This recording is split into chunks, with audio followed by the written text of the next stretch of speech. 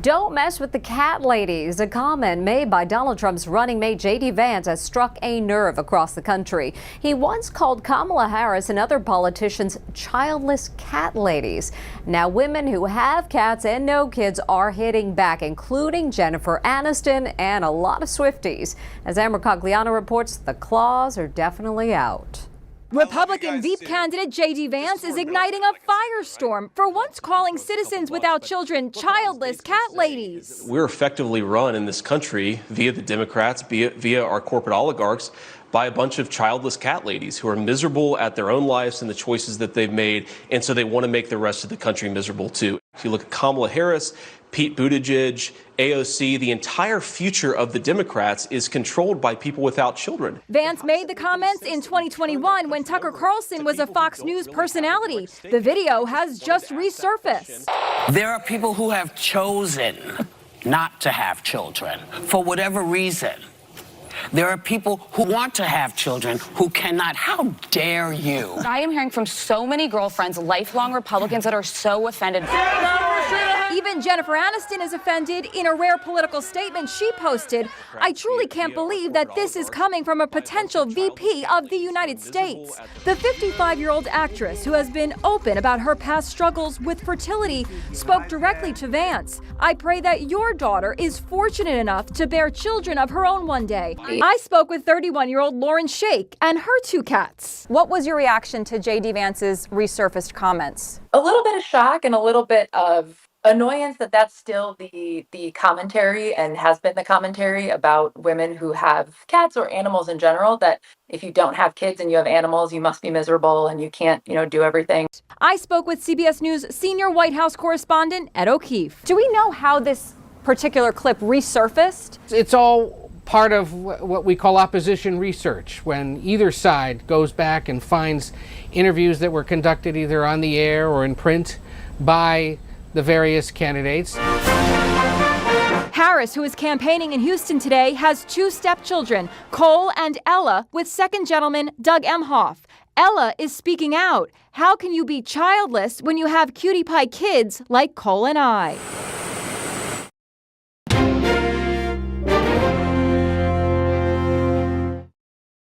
Hey everybody, this is Angela and welcome to my channel, Angie the ENTJ. Please be sure to like, subscribe, comment, and click on the notifications bell so that you'll know whenever I upload any new content. Listen, y'all, come here for a minute. Come on.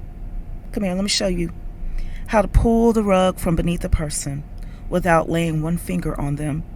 Someone who is as atrocious as the alleged couch humper himself, J.D. Vance. J.D. Vance is so horrible that he has Appalachians who are normally reclusive from the spotlight. They are coming from their quiet comfort to disown him outright. Appalachian folks, they're good people. It's hard to win their trust, and they are fierce guardians of what they believe is right. However, once they trust you, their loyalty is like pure gold. They will be there for you, and they will stand by your side no matter what they got to face. And too many times because of that, they have been taken advantage of by people who abuse this trait about them. They are what some of us would call loyal to a fault. And bear in mind, the fault lies with those who abuse their loyalty, not with the Appalachian folks themselves, in my humble opinion. This is why J.D. Vance is doing his best to win their approval, because so long as an average, regular, everyday Appalachia folk believe something is right in their mind, they usually do not move from that perspective, because from their point of view, from their cultural perspective, they are fiercely loyal and they value their reputation. So they're not going to move from that point of view because they don't want to be seen as a bad person in the culture, if you understand. So I said all this to say, it speaks volumes when the Appalachian folks are saying, hey, he ain't one of us. So as far as J.D. Vance's very insensitive comment towards women, especially those of us who are without children, bear in mind he came out his mouth so raggedy with it. without any regards as to why she doesn't have any children, whether or not she even wanted them or even tried to have them. He did not specify, or even if he did, to me it doesn't matter. A woman's choice is her choice.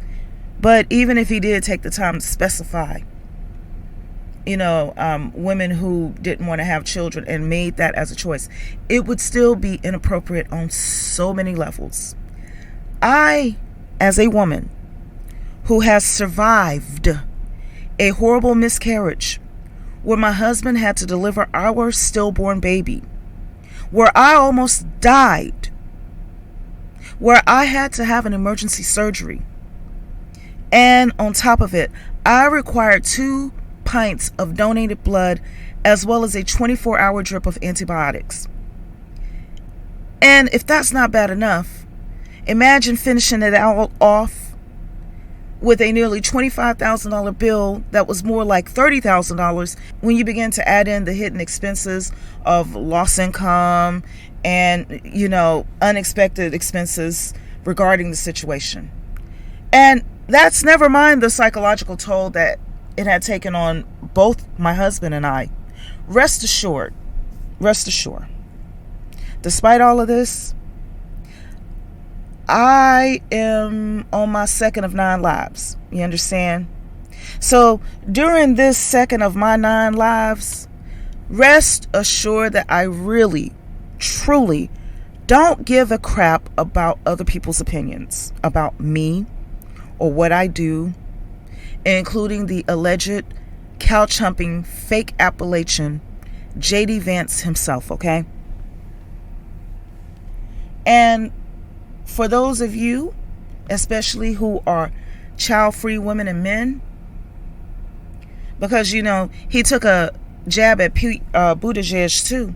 Here's the thing. You should not care about who J.D. Vance is and what he believes either. Stick with me here, because I promise you I'm going somewhere with this. Listen, personally, I don't care who anybody is or is not. They can talk bad about me all they want to. Sticks and stones may break my bones, but words will never hurt me, for real. So here's the thing, y'all, and stick with me. I promise you, stick with me. Since we modern Western women are so bad, childless cat ladies, along with the so-called simps that are over here on our sides, okay, perfectly fine. We're bad. Let's agree with you. You see, J.D. Vance was dog whistling to the manosphere with that child-free cat lady remark. The same manosphere that is labeling the men who are on our sides as the simps and is calling us modern women as if we are a scourge on the planet. That we're worse than microplastics. Okay? We are the modern cantankerous scarlet harlots. Okay? We childless cat ladies. Listen. Cool, J.D. Vance, manosphere, and all who believe that he scored one when he said that out his mouth. You can have the score. I am cool with it. You understand? I am cooler than a polar bear's toenails. Cool with it. You know that lyric by Dre from Outkast from their song ATLians. That's how cool I am with being called a childless cat lady by all of them. Cool. Very cool with it. But here's the thing. Since I'm so horrible, bad, terrible, I smell like fish, my cuckoo stink, and you say that about the BBL ladies too? Cool. We all stink. We're horrible. We're Jezebels. We're the strange women. We're just so awful. Bad. Okay? Cool. Since I'm so bad and horrible, then stop expecting me to perform. Oh, you didn't hear me right? stop expecting me to perform. And also what you can do, because bad is bad, right? So here's what else you can do. Refund all of our tax dollars, and on top of it, make us forever exempt from paying them, since we're so bad. Because you see, my money is as good as me, you understand? Meaning, if I'm bad, then my money is bad too, baby. Are inmates paying taxes? Nope. So why should we women, or the simps that are over here with us? You know, we women aren't the ones who are out here committing more than 78% of the crimes. All crimes in the United States. But nevertheless, we're horrible, right? And on top of this, for years and years and years and years and years, the manosphere and the extreme conservatives have been hating on women's equality and opportunities and jobs, and in our ability to quietly enjoy our freedom with or without men. But listen, they don't mind when we're equally liable to pay taxes. Listen, I haven't even talked about the tithes. I'm just sticking to the taxes. Tithing is a whole nother topic. See, women contribute income taxes, real estate taxes. In some states, women are paying taxes on their vehicle to the state or the city, local, county, whatever, each year. So we're paying that too. And like I mentioned before, in some places we're paying city taxes as well. And on top of it, we're paying the pink tax. And all of what I just mentioned can be accounted for in terms of financial transactions. So there goes the empirical data, because you know, I always like to attach my perspective to empirical data. And I'm not done. Despite paying those income, state, county, city, local taxes, pink taxes too, I haven't even touched on the gender pay gap and the fact that women are paying tithes too. I'm just sticking with the tax aspect of it. We women contribute an estimated $1.2 trillion collectively in uncompensated labor that economically functions as a surplus to the U.S. economy. What do I mean when I say it is a surplus? Listen, a surplus is basically a boost, like a stimulus check. So women's uncompensated labor gives a $1.2 trillion on average stimulus check to the U.S. economy each year. And how is that so?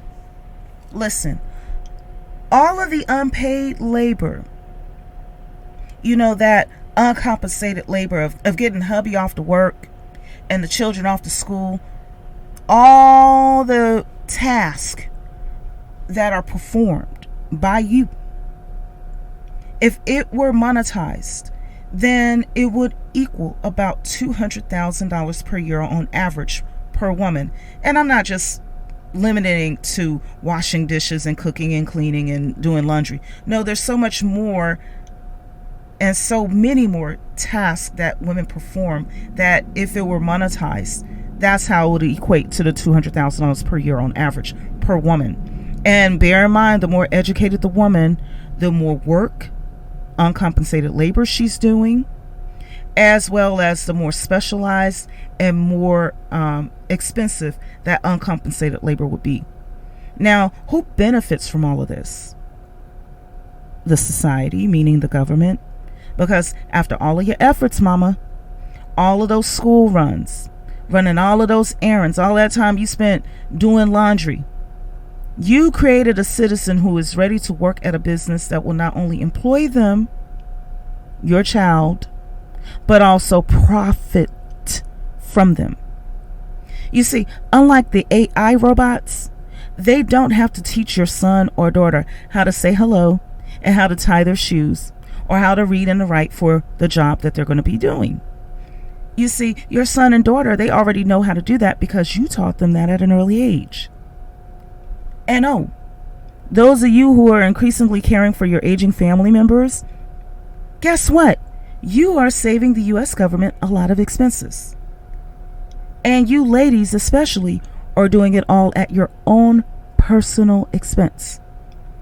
Meanwhile, while you're doing all that uncompensated, unpaid labor with no social benefits, you are dealing with a host of autoimmune conditions brought on by all the stress you're dealing with.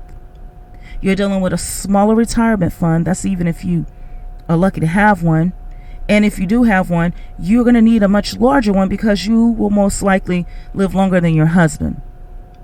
And speaking of your husband, that's if you were lucky enough to have a good man who didn't dump you, leaving you and the kids to fend for yourselves after he earned a promotion, thanks to all of your uncompensated labor that made life easier for him to show up to work with his ironed shirt, his lunch ready so that he can focus on the job.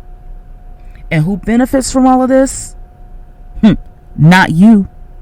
See, benefiting from it would look more like the social safety nets in the Nordic nations known as the Nordic model, which includes guaranteed shelter, guaranteed food, health care, free or low-cost education, and other social services and other social benefits, including elderly care, paid parental leave, paid maternity leave, and also, for instance, the in-home visit over at least 2 weeks after a woman gives birth from a specialist whose job is to help the new mother and new parents in general to adjust to having another child in the home, even if they've had a child before.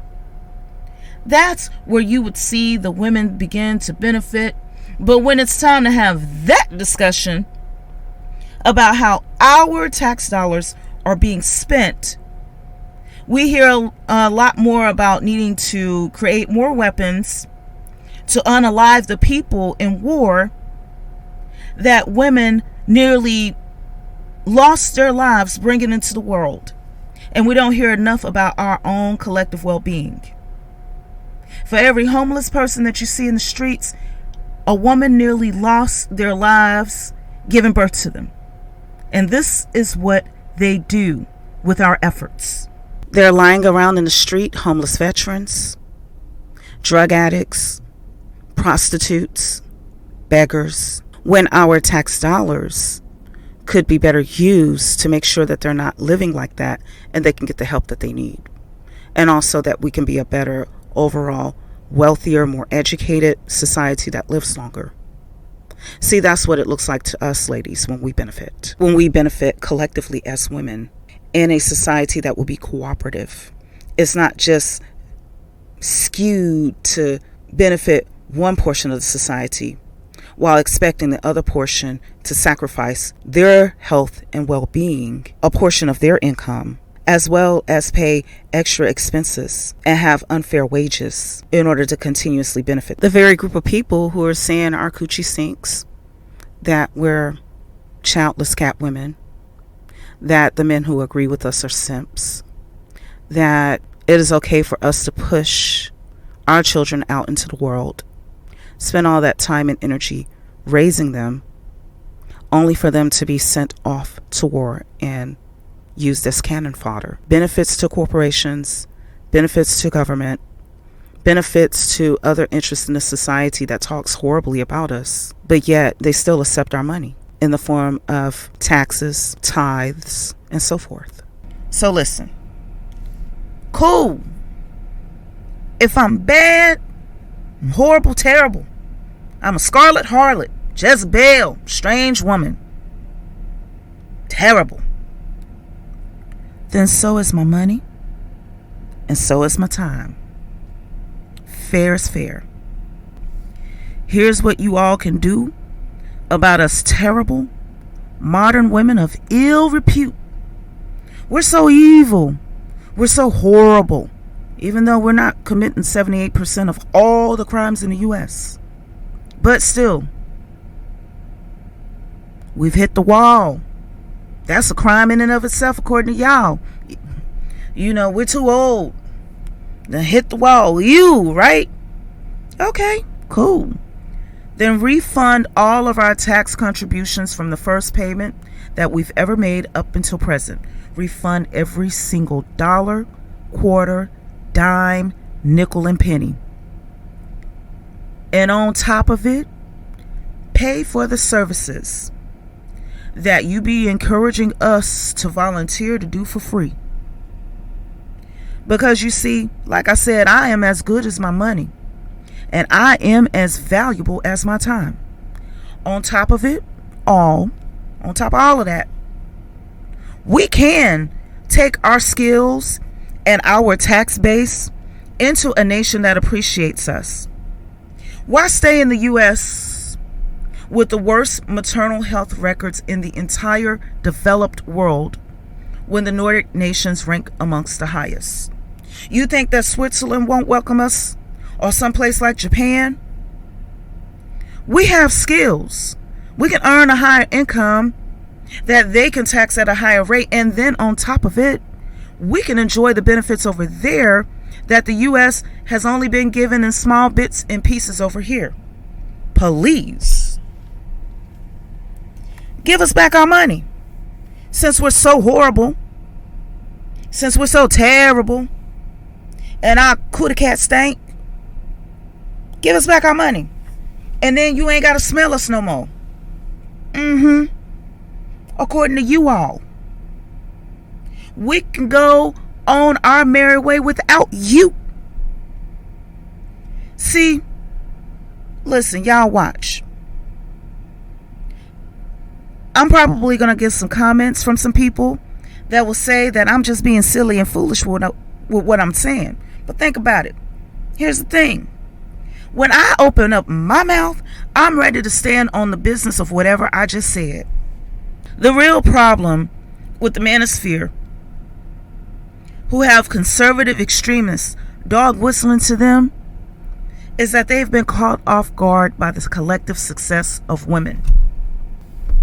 In addition to that, they've also been caught off guard by the collective success of people who are not in the majority, of other people who are considered to be less qualified in their eyes. So they're scared. This is why their only tactic is to drag down and to drag backwards. The manosphere supporters are incapable of reaching the standards that we, the rest of us, currently live by. And the extreme conservative politicians are frightened because they know that history consistently shows when you have a group of poor and uneducated young men on your hands who feel like they don't have a future, it is the early sign of a civilization collapse. Because when you have a bunch of young men like that, they normally react violently. The only thing that can be done at this point is to implement the Nordic model, which means that corporations are going to have to give up more on taxes in order for it to go through. So they're feeling crushed from every angle. Listen, I've traveled through many back roads in the United States. Just yesterday, I was on US Highway 84 going through Louisiana into Texas. And let me tell you, there are small communities, a bunch of small towns. There are some people living in houses, but there are some people who are living in dilapidated trailer homes with AC units hanging out the side of the windows in triple-digit weather. Yes. And these people are having to shop at dollar stores because Walmart is no longer around. These are the people who are wanting a change to benefit them. But people like J.D. Vance are giving them a bunch of wolf tickets. Selling them a bunch of wolf tickets. You know, he's hyping them up into believing something is going to happen, but he ain't got the means to make it happen. Not properly. So what he does in the meantime, him and the extremists like him, they are busy making people like me appear to be the reason why those people that are living in dilapidated trailer homes in triple-digit weather with AC units, they are blaming me for the reason why they are not thriving. Baby, I live better than them, and I don't want to live like them neither. I don't mean no disrespect. If you one of those people, and you want to live like that, that's your business. Everybody is free, but most people don't. And that's why I just said what I said. So he got these kind of people on their hands wanting answers. But the reality is they've been in red areas all their lives, been led by red leadership in a society governed by red-leaning ways. Why are they not thriving the way the people in blue areas seem to be thriving a little bit better? And I'm not saying the blue areas are okay. And bear in mind, I'm politically purple. I'm just saying. So going back to my point, fair is fair. Because see, he's busy up here selling them a bunch of wolf tickets and making me look bad. Okay, fair is fair. Like I said, since we're such bad people, then give us back our money. Simple. And also, I'm not done. On top of it all, you poor people, especially those of you who have children and you agree with J.D. Vance, here's what you also need to do as well. Stop calling child-free people, especially child-free women, for money. Stop asking us to spare a room in our house because you done lost yours. Stop doing all that. Stop asking us for stuff.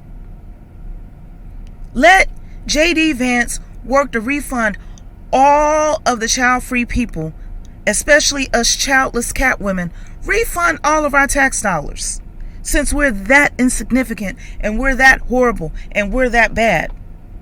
That way, our point of view truly won't matter in your world because we're not invested in it. See, I did a video about that too not too long ago, about how there are women who side with these manosphere males who are laying up having their babies, who are living in a dilapidated trailer home with AC units hanging out of it in 100-degree weather with no grocery store around, no doctor's clinic nearby. Okay? Or, there are the urban versions of them too. I'm not trying to pick on the rural folk exclusively. There are urban versions of them too, okay?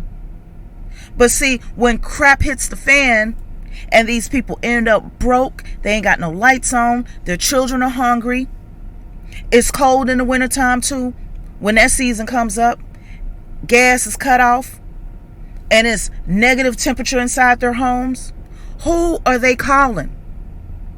Who are they calling to send them a Western Union, a Cash App, a MoneyGram? Especially a MoneyGram or a Western Union, because if they're on assistance, they can't receive a Cash App like that because it'll make them seem like they're receiving more income. You understand what I'm saying? So it costs more. They're calling the single women with no kids, that sister, that auntie, that cousin, sometimes even a niece or a daughter. She's doing good for herself.